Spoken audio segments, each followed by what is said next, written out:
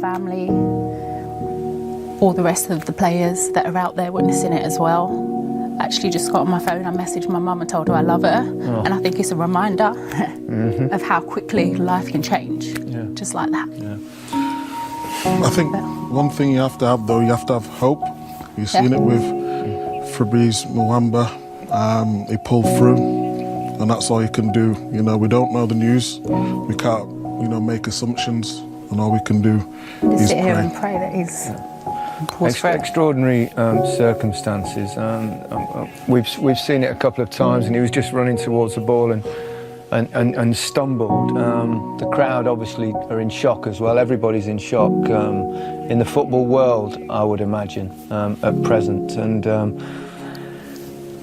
football doesn't matter at the moment, does it? Really doesn't. That's exactly what I was thinking about. And me, the first one, how many times I go home and I'm upset and I paid with my family, with my loved ones, and you realize that it's just a game.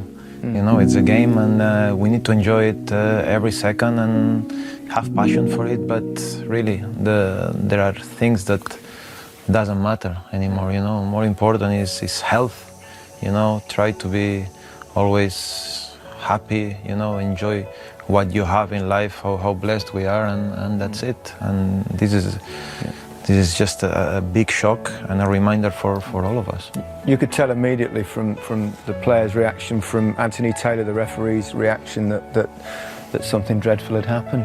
The reaction from players, I think the fans, but all we can do is literally, like Michael, you just said, sit here and hope that he pulls through this. We've seen a situation before with Fabrice and just keep sending prayers that he pulls through this. Yeah, that's all we can do. It's like you said, Michael, is hope, and we have no further information. There's nothing really much we can add. The game has, of course, been postponed. Because my mind was with my teammate Christian. I hope he's healthy and, you know, I dedicate this performance to him. Yeah. How big was the impact for the team when you received the news? Yeah, I cried a lot because I was scared, obviously. You know, we lived strong moments together for a year and a half. I spent more time with him than with my family. So, you know, my thoughts was with him, his girlfriend, his 2 kids and his family. Yeah. Then scoring 2 goals, winning 3-0, must give you a lot of confidence. Yeah, of course. You know, I think we were a confident team. Today we put in a great performance. I'm really happy for the team, and hopefully we can grow into the tournament. Yeah, first of all, my thoughts go to the family and friends from Christian Eriksen. I really hope that everything is going well. The information that we got, that everything at the moment is stable, everything is good, and he was awake, and he was also wishing that we will continue playing. And we made a decision together with the Danish team that we continue, and it's just amazing to see how football connects people, how all the fans here from Finland and from the Denmark side are shouting his name and loving the game, and obviously that's the first of the thoughts. There was a joint decision by both teams to resume the game and get it finished this evening. It's possibly the least surprising news that Denmark didn't win the game. Even though they wanted to get it played tonight, they can't have been in much shape to do that. No, but we saw the first half before, obviously, the incident, and Denmark were by far the better team.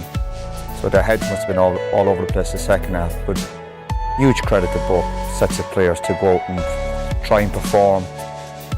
I know we discussed it, they must have known that obviously there was some good news, but full credit to both sets of players to go out and finish the game under full circumstances. And the fans, as we said a bit earlier, the Finnish fans were chanting Christian and the Danish fans replying with Eriksen, which I'd have thought would have been a moving and almost quite haunting thing to hear at the Parken Stadium. Well, you wouldn't expect anything less from the fans, because at the end of the day, as much as we all love the game, we realise in that moment and what we saw there, how insignificant it all can become when someone's life may be in danger for a game. So it's brilliant to see them come together like that, and I wouldn't have expected anything less.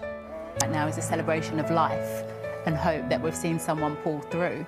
So it's hard to just put it all into context, isn't it? Yeah, it's hard to keep the perspective right at the moment, in a way, isn't it? Yeah, it's very difficult. Yeah. I mean, the positive news is Eriksen's is well. Yeah. I know Denmark have lost the game today, but it's bigger than football today. It must have been very difficult for both sets of players, in a way, coming out and starting again after something like that traumatic. Like I said before, I couldn't have done it after the scenes that we've seen. It was a very difficult watch, so, you know, a lot of admiration for the players. Yeah, and a lot of admiration for everyone involved, really, particularly those at the scene at the original moment. Yeah, I mean, I still cannot believe how they managed to do that, because it looked really bleak, didn't it? I mean, it really did. It is. I mean, you see all the players they were crying. I mean, they were conscious of what was happening in that moment. So yeah, fair play to them and well done. Yeah, certainly was indeed. Micah, thank you very much. Alex, thank you. Seth,